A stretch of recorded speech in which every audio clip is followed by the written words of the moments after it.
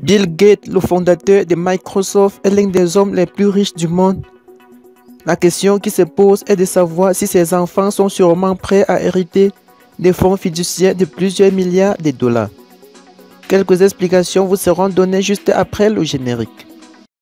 Avant de commencer, abonne-toi comme ceci et active la cloche de notification car cela va te permettre de ne plus manquer les prochaines vidéos. C'est parti!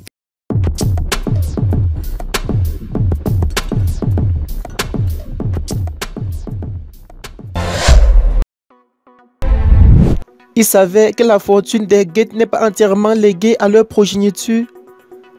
En fait, ils n'en recevront qu'une petite partie. Voici combien d'argent ils vont recevoir et pourquoi Bill et Melinda Gates ne veulent pas leur en donner plus. On sait depuis longtemps que Jennifer et ses deux frères et sœurs n'hériteront pas de la vaste fortune de leurs parents, dont la valeur est estimée à 130,5 milliards de dollars. D'après le rapport de Closa Mark en 2014, Gates a annoncé lors d'une conférence au Canada que la majeure partie de sa fortune serait donnée à la fondation familiale.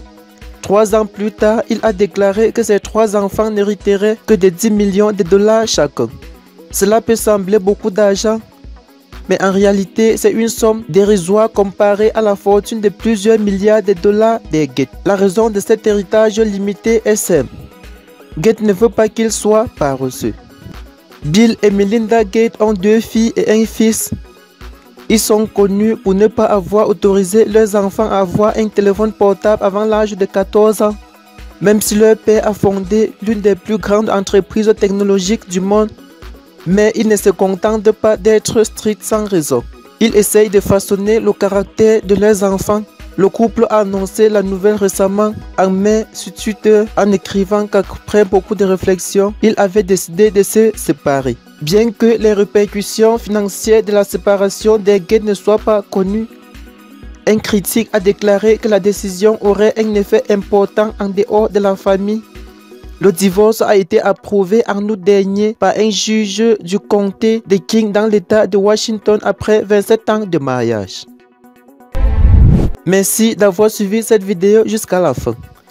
Mais pour ceux qui découvrent la chaîne pour la première fois, n'oubliez pas de vous abonner et d'activer la cloche de notification car cela va vous permettre de ne plus manquer nos prochaines vidéos.